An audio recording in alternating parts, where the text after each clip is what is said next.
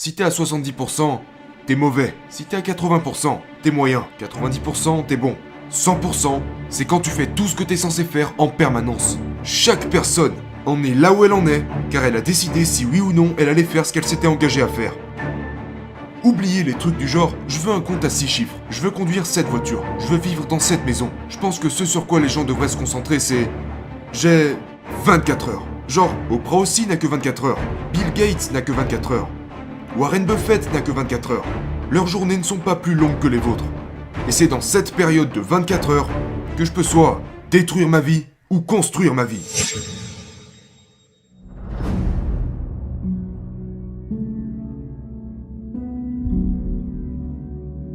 Pourquoi la responsabilité est-elle si importante pour vous et tellement d'autres personnes? Qu'est-ce que ça représente pour vous? J'ai entendu cette phrase de Dan Gilbert une fois qui disait « L'innovation est récompensée, l'exécution est vénérée ». Donc ce que j'ai appris de ce gars, c'est que votre argent se met à muter quand vous exécutez. J'ai réalisé que je n'avais pas la bonne notion du succès. Maintenant, je comprends que le succès, c'est le fait d'accomplir ce que vous dites que vous allez accomplir. C'est faire les choses que vous dites que vous comptez faire. Et soyons honnêtes, si vous deviez revenir en arrière et déterminer le pourcentage des choses que vous avez faites par rapport aux choses que vous avez dites, comment vous noteriez-vous? Si t'es à 70%, t'es mauvais. Si t'es à 80%, t'es moyen. 90%, t'es bon. 100%, c'est quand tu fais tout ce que t'es censé faire en permanence. Donc, quand j'ai commencé à regarder ma vie, j'ai réalisé, et je parle bien de ma vie, si je me dis que je vais m'entraîner 21 jours d'affilée, mais que personne ne le sait, si personne sait que je compte m'entraîner 21 jours d'affilée, je peux me défiler. Je peux m'arrêter avant, je peux sauter une séance, faire ci et ça. Mais si j'appelle quelqu'un et lui dis « Hey, je vais m'entraîner pendant 21 jours d'affilée, et j'ai besoin que tu t'assures que je le fasse », à partir de ce moment, mes séances d'entraînement n'auront absolument plus rien à voir avec le sport, plus rien à voir avec ma santé, plus rien à voir avec le fait que je prenne soin de mon corps, mais tout à voir avec le fait que je t'ai dit que j'allais le faire. Et je ne veux pas que tu m'appelles, que tu me demandes si je l'ai fait et que je sois obligé de te dire que je ne l'ai pas fait. Donc j'ai réalisé que chaque personne en est là où elle en est, car elle a décidé si oui ou non elle allait faire ce qu'elle s'était engagée à faire. Et pas seulement le faire, mais en combien de temps elle le fait, et avec quelle intensité. Je pense que si les gens sont confus, c'est parce que, tu sais, ils pensent d'abord au résultat. Et je ne dis pas que vous ne devez pas avoir d'objectif, mais vous devez travailler pour le travail. Tu sais, vous devez travailler parce que c'est ce que vous devez faire. Vous êtes passionné par ce que vous faites. Et donc vous devez vous réveiller tous les jours avec ce concept qui est que j'ai 24 heures. Elles m'appartiennent. Ces 24 heures sont à moi. Et tout ce que je m'apprête à faire aujourd'hui déterminera où j'en serai demain et après-demain. Je pense que c'est sur ça que les gens devraient se concentrer. Oubliez les trucs du genre, je veux un compte à 6 chiffres, je veux conduire cette voiture, je veux vivre dans cette maison. Je pense que ce sur quoi les gens devraient se concentrer, c'est... J'ai 24 heures. Genre, Oprah aussi n'a que 24 heures. Bill Gates n'a que 24 heures. Warren Buffett n'a que 24 heures. Leurs journées ne sont pas plus longues que les vôtres. Et c'est dans cette période de 24 heures que je peux soit détruire ma vie ou construire ma vie. Et je ne dis pas que vous ne devriez pas avoir d'objectifs, mais je pense simplement que dans la vie des gens, leurs objectifs sont trop hauts sur leur liste de priorités. Et je pense que ce qui devrait figurer sur cette liste de priorités, c'est...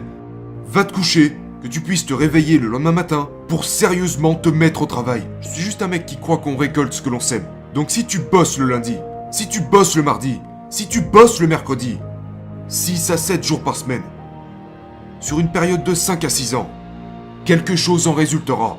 Mais si tu fais semblant, genre, que le lundi t'es pas gonflé à bloc, que tu te rendors le mercredi matin, que le jeudi tu te sens fatigué, déprimé, genre, quand j'entends les gens dire « je suis mort » ou « je comprends pas », pour moi, chaque jour se vaut. Oh, qu'est-ce que j'ai hâte qu'on soit vendredi. Non mon gars, qu'on soit lundi, mardi, jeudi, c'est pareil. Je pense que les gens devraient passer plus de temps sur « quel est mon but ?» Tu sais, je veux dire, qu'est-ce que tu dois accomplir aujourd'hui pour atteindre tes objectifs? Et puis mets-toi au travail. Et dans ce cas-là, je pense que plus de gens auraient du succès. Mais ils passent trop de temps, genre, à regarder le tableau des résultats. Ils passent trop de temps à dire « je veux cette voiture, cette maison, ce style de vie ». Ils se trompent. Vous pouvez penser à l'objectif, l'avoir dans votre esprit, mais vous dire « ok, je vais me bouger le cul tous les jours pour y arriver ». Et pas seulement se bouger le cul. Je veux dire, tu dois être vraiment spécifique. Regarde, je crois que les millionnaires font certaines choses. Je crois que les millionnaires ont certaines habitudes. Je me dis que ils dorment un certain nombre d'heures. Je me dis qu'ils connaissent leurs points faibles.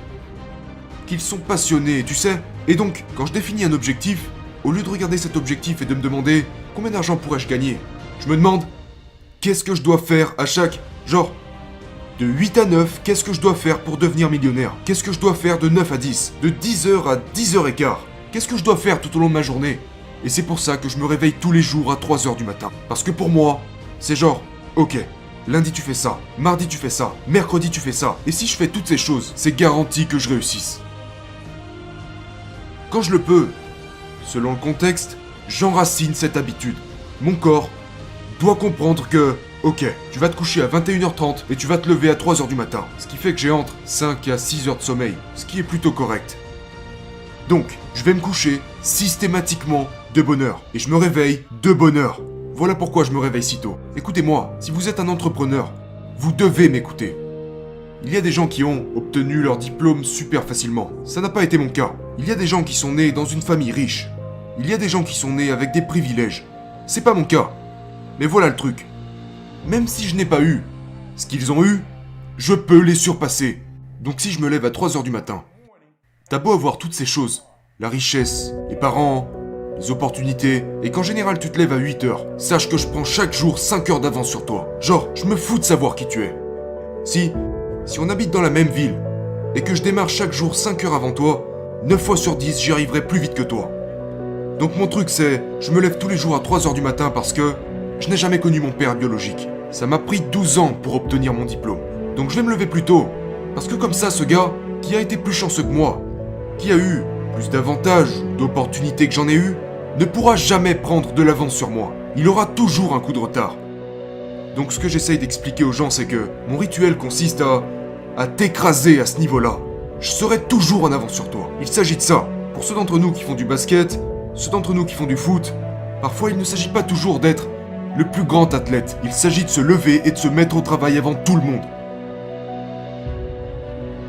La manière dont je suis devenu millionnaire, la manière dont je suis devenu l'un des meilleurs orateurs motivants dans le monde, personne ne savait qui j'étais il y a 6 ou 7 ans de ça. Je l'ai fait en creusant un écart. J'ai créé cette marge. Je me suis donné cet avantage que beaucoup d'autres n'ont pas. Est-ce que c'est difficile? Non, pas vraiment. Il suffit de vous réveiller plus tôt. Mais quoi qu'il en soit, vous devez vous pointer avant tout le monde.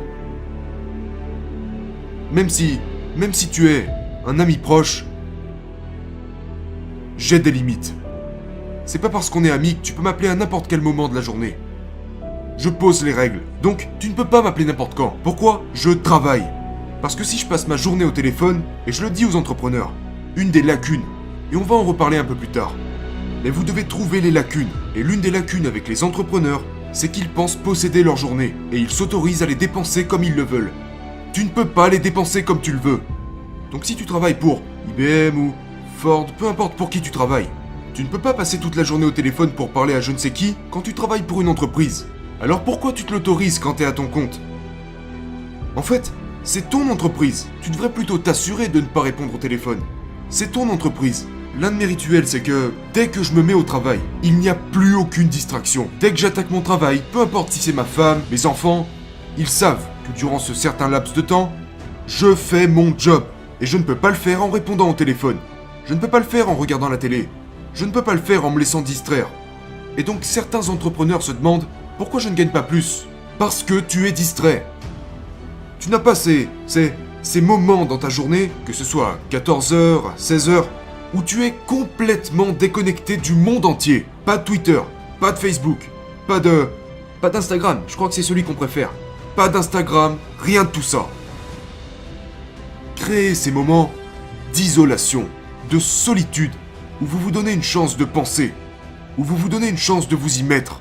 Et quand vous vous y mettez, mettez-vous-y à 120%. Une partie de mon succès est due au fait que j'ai eu le courage de le dire. Et je ne partage pas mes objectifs seulement quand je suis sûr de pouvoir les atteindre. Je les partage pour que tu puisses me demander plus tard si j'y suis arrivé. Parce qu'une fois que les gens savent que j'ai l'intention de le faire, boum, je m'y mets. Et je ferai tout mon possible pour ne pas passer pour un menteur. Je ne laisserai pas les gens penser que je suis un rêveur. Donc si tu es un entrepreneur, je te mets au défi de sortir de l'ombre, de sortir de ta tanière, d'arrêter de te cacher quand personne ne sait ce que tu as l'intention de faire. Et je te mets au défi de réaliser tes rêves et tes objectifs en les partageant aux autres. Maintenant voilà l'autre partie qui, pour moi, est essentielle. Je pense toujours à ça. Si je n'exécute pas, à quel point cela va-t-il décevoir ma famille? À quel point cela va-t-il décevoir mes amis? Donc, si je me mets pas au travail, quel genre de Noël vais-je pouvoir offrir à mes enfants? J'ai payé la première année de faculté de mon fils cash pour qu'il puisse faire ses études. Vous ne pouvez pas payer comptant les frais de scolarité de vos enfants si vous ne vous mettez pas à l'œuvre, si vous n'y mettez pas de l'engagement. Pour que chacun de mes enfants ait sa propre voiture pour aller à l'école, vous ne pouvez pas acheter de voiture à vos enfants si vous ne vous mettez pas à l'exécution. Ma femme a une voiture. Elle va où elle veut. Elle travaille 12 heures par semaine. Elle peut faire toutes ces choses. Elle a été diagnostiquée il y a déjà 1 an et demi maintenant. Elle a une maladie au niveau du cerveau. Imagine si je n'étais pas un exécuteur, ma femme aurait encore à travailler 40 heures par semaine. Il y a des femmes atteintes de la même maladie que celle de ma femme qui doivent encore travailler 40 heures par semaine. Pourquoi? Parce que leurs maris sont des feignants. Donc elles doivent se lever et aller travailler, même si médicalement elles ne devraient pas. Elles doivent continuer de se lever et aller travailler. Ma femme n'a pas besoin de se lever et d'aller travailler. Elle travaille quand elle en a envie. Pourquoi? Parce que je fais le travail. Et j'ai remarqué que l'exécution dans les affaires est comme un cœur qui bat et qui te maintient en vie. Une fois qu'il s'arrête, une fois que tu t'arrêtes, c'est terminé pour toi. Si vous n'exécutez pas en tant qu'homme d'affaires, en tant qu'entrepreneur, c'est fini pour vous. Quand tu ne fais plus que parler, que tu passes des heures et des heures à parler de ce que tu comptes faire, tu passes des heures à visualiser. Regarde, je veux pas être irrespectueux, mais je pense que ça va te plaire. Je n'accepte plus aucune invitation pour le déjeuner. Pourquoi? Parce que j'ai réalisé que beaucoup de gens veulent déjeuner avec toi juste pour parler. Nous venons juste de passer 1 heure à parler, 30 minutes sur la route. Ça fait 2 heures durant lesquelles j'aurais pu gagner de l'argent à la place. J'aurais pu travailler à la place.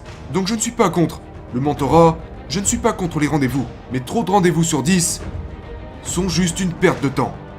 C'est du temps gâché, du temps perdu. Et j'aimerais aussi dire que je vous garantis que cette année pourrait être la meilleure de toute votre vie si vous en faites plus. Et je ne dis pas que vous ne faites rien, mais je dis que si vous consacrez 100% de votre temps au travail, vous rajouterez probablement un 0 de plus à vos revenus. Un 0 de plus à vos revenus juste en exécutant. En exécutant de sorte à réussir avant la date limite à laquelle vous vous êtes tenu et en exécutant avec excellence. Faites ces 3 choses et je vous garantis que vous passerez à un tout autre niveau.